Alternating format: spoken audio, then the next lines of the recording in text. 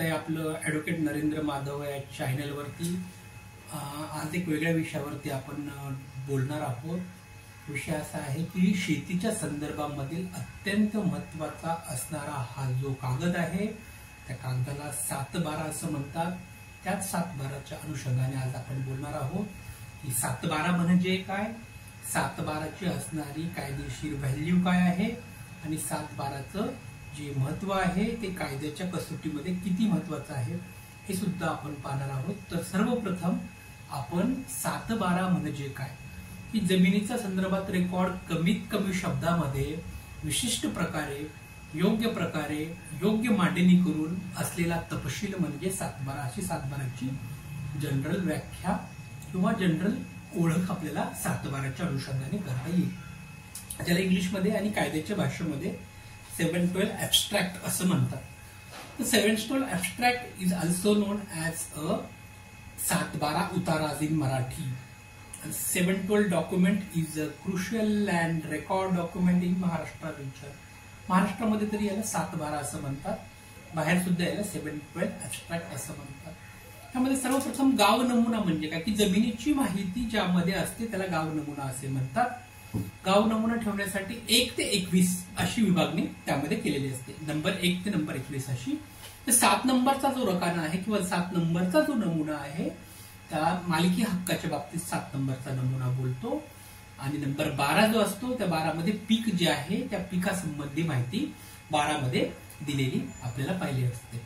या दोन्ही नमुन्याची माहिती एकत्रीकरण केल्यानंतर त्याला 712 एक्स्ट्रॅक्ट म्हणजे 7/12चा संबंधित उतारा असं म्हणतात. जसं आपण पाहतो की महसूल निहाय विभागणी गावनिहाय विभागणी करण्यासाठी आपल्याकडे तलाठी कार्यरत असतात आणि ते तलाठीच्या ऑफिसमध्ये आपल्याला 7/12 हे उपलब्ध असतं. 7/12 संबंधीच्या महत्वाच्या बाबी ज्या आहेत त्या नंबर 1 की 7/12 हा जमिनीचा मालकी हक्काचा प्राथमिक व अंतिम पुरावा आहे. 7/12 हा. दुसरी गोष्ट अशी आहे की 7/12 बेकायदेशीर ठरवलं जात नाही जोपर्यंत तो कायदेशीर समजला जातो.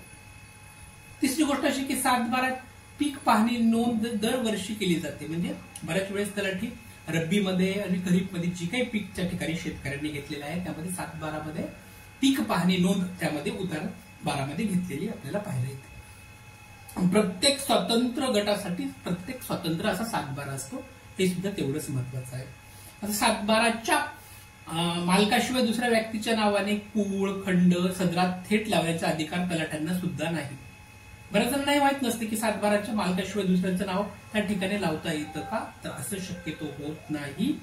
त्या ठिकाणी असणारा कूळ खंड ह्या सदरामध्ये दुसऱ्यांचा व्यक्तीचा नाव लावण्याचा अधिकार तलाठ्यांना किंवा इतर महसूल अधिकाऱ्यांना कुणालाही नाही. त्या व्यक्तीचा जो मालकी व्यक्ती आहे त्याच्या हक्कावर त्यामुळे गदा येऊ शकतो. प्रत्येक जो 7/12 आहे तो 7/12 काढल्यावर त्यावरील असणारं कर्ज, ती कर्ज देणारी संस्था किंवा बँक आहे त्या बँकेचं काही नाव आहे का, त्याचबरोबर त्या 7/12 मध्ये मेन्शन केलेली एखादी विहीर आहे शेतामधली, बोरवेल आहे, फळझाडे आहेत, फुलझाडे आहेत किंवा इतर जे काही झाडे आहेत अशा सगळ्याच्या नोंदी खात्रीने तपासलेल्या पाहिजेत. ज्यावेळेला एखादा खरेदी व्यवहार हा पाहिला जातो त्यावेळेला 7/12च्या अनुषंगाने जो अभ्यास होतो त्या 7/12च्या अनुषंगाने केलेल्या अभ्यासामध्ये त्या ठिकाणी कर्ज देणारी एखादी संस्था आहे, एखादी बँक आहे, त्या बँकेमध्ये तो 7/12 ठेवलेला आहे का, की त्या 7/12वर त्या बोजा आहे का त्या बँकेचा, त्या एखाद्या पतसंस्थेचा, ते सुद्धा तपासलं पाहिजे.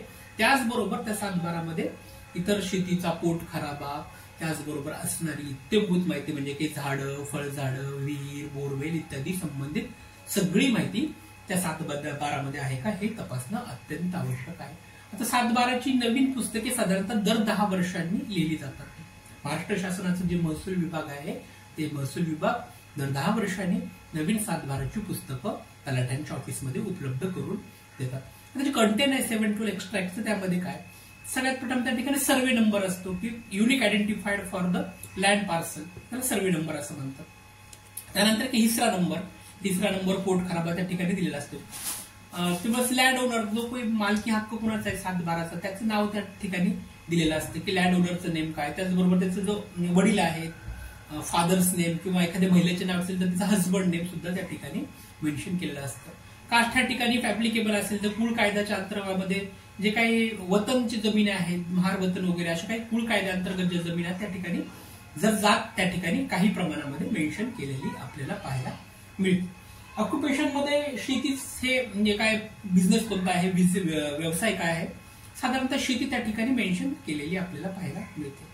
एरिया त्या ठिकाणी बघतो की किती स्क्वेअर फूटचा एरिया आहे, किती एकर जमीन आहे, शेत जमीन आहे, त्याची रुंदी मापी सगळी त्या ठिकाणी मोजली जाते की पूर्व पश्चिम किती आहे रुंदी, दक्षिण उत्तर किती आहे, वायव्येला कोण आहे, शेजारी लँड कोण आहे, ऍडजस्टंट टाईप ऑफ लँड मध्ये बाउंड्रीज काय काय आहेत, बाउंड्रीज मध्ये नेबरिंग सर्वे नंबर काय आहे, त्याचबरोबर एखादी रिमार्क्स त्या ठिकाणी आहे का, रिमार्क्स मध्ये एखादी ओळख त्या ठिकाणी आहे का, निशाण त्या ठिकाणी एखादा आहे का, याचा सुद्धा त्या ठिकाणी अभ्यास केलेला जातो.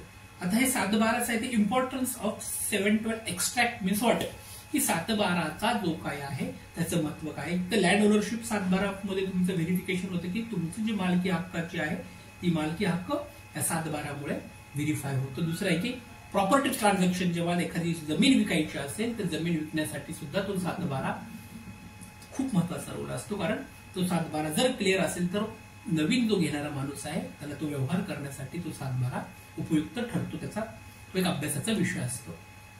त्यानंतर अजून काही महत्वाच्या गोष्टी आहेत की जे आपण लोन्स आहेत बँकेचं, ते सुद्धा ह्या ठिकाणी फायनान्सिंग जे काही इन्स्टिट्यूट आहे तो 7/12 पाहूनच तुम्हाला लोन देते की किती एकर तुमची जमीन आहे, किती जिरायती आहे, किती बागायती आहे, सगळ्या गोष्टीच्या अनुषंगाने अभ्यास करून एखादी बँक किंवा फायनान्स पतसंस्था ह्या तुम्हाला जे लोन देतं ते पाहूनच त्या ठिकाणी लोन घेण्यासाठी सुद्धा 7/12चं महत्व अत्यंत महत्वाचं आहे. त्याचबरोबर काही महत्वाच्या गोष्टी आहेत की 7/12 मध्ये इतर सगळ्या गोष्टी आपल्याला पाहिल्यानंतर सगळ्यात महत्वाच्या गोष्टी येतात की 7/12 हा खरेदी व्यवहार करत असताना सगळ्यात महत्वाचा जो आहे तो घटक असतो आणि तो शेतकरीच्या लोकांसाठी किंवा महसुलांच्या लोकांसाठी हा अत्यंत महत्वाचा असा विषय आहे. 7/12चा कायदेशीर सुद्धा फार महत्व आहे की ज्यावेळेला एखादी सिव्हिल सूट कोर्टामध्ये जातं, कोर्टामध्ये मालकी हक्क जर दाखवायचा असेल तर तो मालकी हक्क दाखवताना 7/12चा सिव्हिल सूटचा सुद्धा अभ्यास केला जातो. हा व्हिडिओ तुम्हाला जर आवडला असेल तर नक्की लाईक करा, सबस्क्राईब करा, कारण तुमच्या लाईक आणि सबस्क्राईबमुळे आम्हाला आमचं मनोबल वाढतं. ऍडव्होकेट नरेंद्र माधव या चॅनलवरती कायदेविषयक संपूर्ण इत्यादी घडामोडी आम्ही तुमच्या समोर देत जाऊ. धन्यवाद.